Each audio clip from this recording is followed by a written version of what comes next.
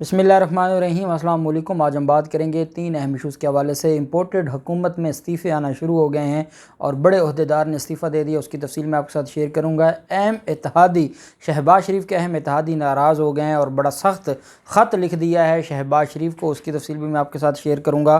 साथ हम बात करेंगे पाकिस्तान तहरीक इंसाफ ने बड़ा फ़ैसला किया है, नैब और इलेक्शन कमीशन के जो कवानीन हैं उनको चैलेंज करने के हवाले से अनाउंस कर दिया गया है और कल एक अहम इजलास होने जा रहा है, वो भी मैं आपके साथ शेयर करूँगा।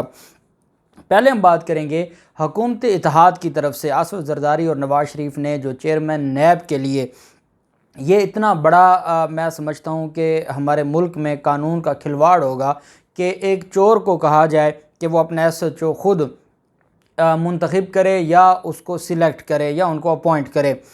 अब ये सुप्रीम कोर्ट ऑफ पाकिस्तान की ज़िम्मेदारी बनती है।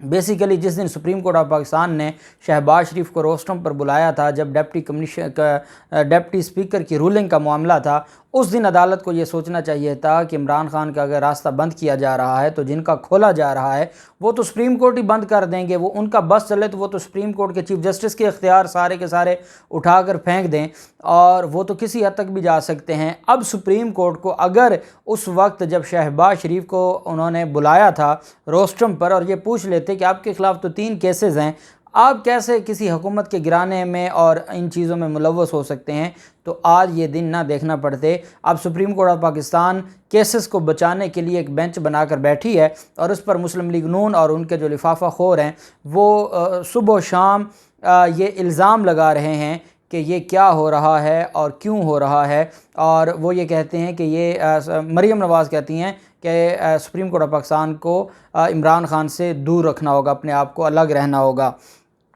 उसकी वजह यह है कि सुप्रीम कोर्ट को पता है कि अगर ये बेंच ना बनता या वो मोटो ना लिया जाता तो ये मामला इनके सारे केस वापस हो जाने थे, प्रोसिक्यूशन तब्दील हो जानी थी। अब जो सानिया मॉडल टाउन का मुलज़िम है, जो DIG राना अब्दुल जब्बार था, उसको इन्होंने DG बना दिया है, जो डायरेक्टर जनरल एंटी करप्शन का।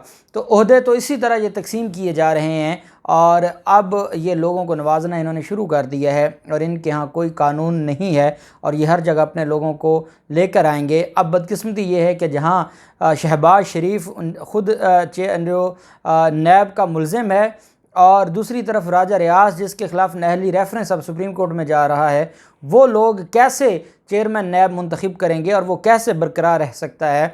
अब जिनका नाम सामने आया है वो जस्टिस मकबूल बाकर साहब हैं, जस्टिस रिटायर्ड मकबूल बाकर साहब हैं और उनके नाम के हवाले से मुशावरत हुई है और इस हवाले से आसिफ जरदारी और शहबाज शरीफ ने इसको कबूल कर लिया है, नवाज़ शरीफ ने कबूल कर लिया है और जो बाकी हैं उनके हवाले से भी चीज़ें सामने आ रही हैं। जस्टिस रिटायर्ड मकबूल बाकर सिंध हाई कोर्ट से सुप्रीम कोर्ट में प्रमोट हुए थे और उनका जो बतौर जज 2 चीज़ें मैं आपको बताऊंगा। जब वो सुप्रीम कोर्ट ऑफ पाकिस्तान के जज थे तो वो काजी फैज़ ईसा केस में सबसे ज़्यादा जो काजी फैज़ ईसा साहब की हमायत में बात करते थे वो जस्टिस मकबूल बाकर साहब थे।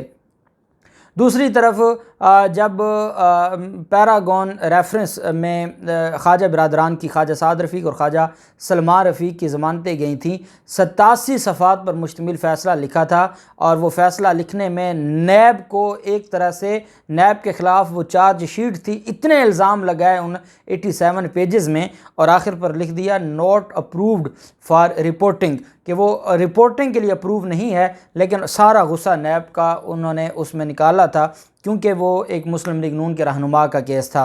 फिर हम देखते हैं कि जब जजेस की तैनाती का मामला आता है, चीफ जस्टिस गुलजार साहब और जो साबिक वफाकी वज़ीर कानून हैं फ़रोग नसीम साहब और साबिक अटारनी जनरल जो खालिद जावेद ख़ान साहब थे, वो कोशिश कर रहे थे और जस्टिस उमरता बंदयाल साहब कोशिश कर रहे थे कि किसी तरीके से ख़ातून जज को लाया जाए, जस्टिस आयशा मलिक साहिबा को, जबकि काजी फैज़ ईसा साहब और जो जस्टिस मकबूल बाकर साहब थे और उनके साथ पाकिस्तान बार कौंसिल की तरफ से जो अपॉइंट किए गए थे, वो ये कोशिश कर रहे थे कि जो chief justice Sindh high court हैं, जिनके ऊपर सुप्रीम कोर्ट ने ख़ुद ये इंक्वायरी शुरू की है कि सिंध हाई कोर्ट में जो जजेज़ हैं उनकी तैनाती में रद्दबदल हुआ है और हेरा फेरी हुई है, उनको ये लाना चाहते थे। अब दोबारा चीफ जस्टिस उमर अता बंदयाल साहब को ख़त लिखा है जस्टिस काजी फैज़ साहब ने, और उसमें कहा है कि जिस दिन इनके जो जस्टिस मकबूल बाकर साहब जिस दिन रिटायर हो रहे थे और इनके लिए एक जो फुल कोर्ट रेफरेंस था उसमें भी मकबूल बाकर साहब ने बड़े सख्त अल्फाज में तनकीद की थी जजेस की, और वो कहते हैं कि सीनियरिटी होनी चाहिए, चाहे लायक है नालायक है, बस सिर्फ सीनियरिटी का क्राइटेरिया होना चाहिए। अब उनको ये लाना चाह रहे हैं। मैं हैरान हूँ कि सुप्रीम कोर्ट अब इसके ऊपर क्या करेगी, और क्या सुप्रीम कोर्ट इसको रहने देगी कि एक मुल्ज़म ख़ुद अपना SHO मुकर्रर करे। दूसरी तरफ जो मामला है पाकिस्तान तहरीक इंसाफ का, पाकिस्तान तहरीक इंसाफ ने जो हाल ही में 2 कवानीन में तरमीम की गई है। नैब के कानून में ये वो NRO था जो इमरान खान के दौर में ये FATF के कानून साजी के वक्त इमरान खान को ये ब्लैकमेल कर रहे थे, और यही वो कानून साजी इन्होंने अब की है। 31-32 चेंजेस कर दी हैं, टोटल 36 सेक्शंस हैं और उसमें 31-32 चेंजेस इन्होंने कर दी हैं। पूरा जो नैब का लॉ है वो वफाकी हुकूमत के अंडर ले आए हैं नैब को, जैसे FI है वैसे ही नैब को वफाकी हुकूमत के, और सदर के अंडर था पहले, वो अब वफाकी हुकूमत के अंडर ले आए हैं। ये है अब इनका तरीक़ाकार। और दूसरा इलेक्शन कमीशन के जो बदनीयती का मामला था, इलेक्शन कमीशन पहले EVM को और ओवरसीज़ पाकिस्तानियों को हक़ नहीं दे रहा था, अब वो कानून साजी भी पास कर दी गई है, मंजूर कर ली गई है, उसके हवाले से भी सुप्रीम कोर्ट ऑफ पाकिस्तान में जाने लगी है। पाकिस्तान तहरीक इंसाफ इमरान खान ने आज ऐलान किया है कि कल खैबर पख्तूनख्वा में पेशावर में जो वकला हैं उनके साथ एक अहम इजलास है और उस इजलास में बड़े अहम फैसले किए जाएंगे। अब देखना यह है कि ये मामला कहाँ तक जाता है।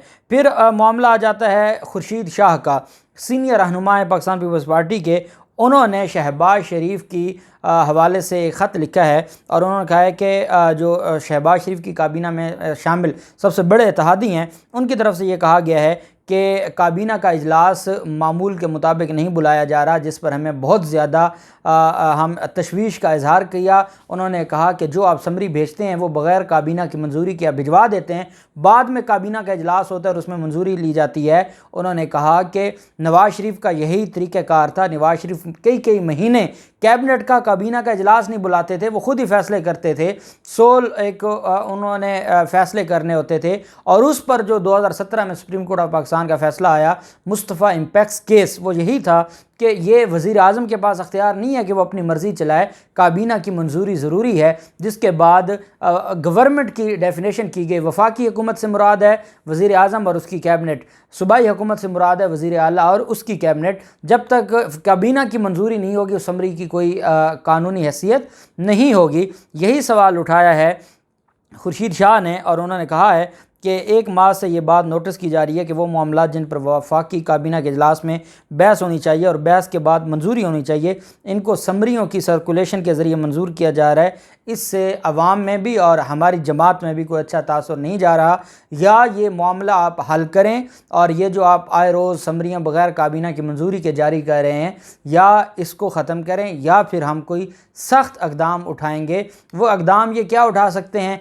लेकिन ये ज़रूर है कि उनको इस बात की तकलीफ़ है कि शहबाज शरीफ ख़ुद ही समरियों में समरियाँ मंजूर कर के अपने लोगों को नवाज रहे हैं और हम रह गए हैं। ये बेसिकली कोई कौम का दर्द नहीं है, कोई जमहूरियत का दर्द नहीं है, ये मफादात हैं। उस फ़ायदे के लिए ये ख़त लिखा गया है और नाराज़गी का इज़हार किया गया है।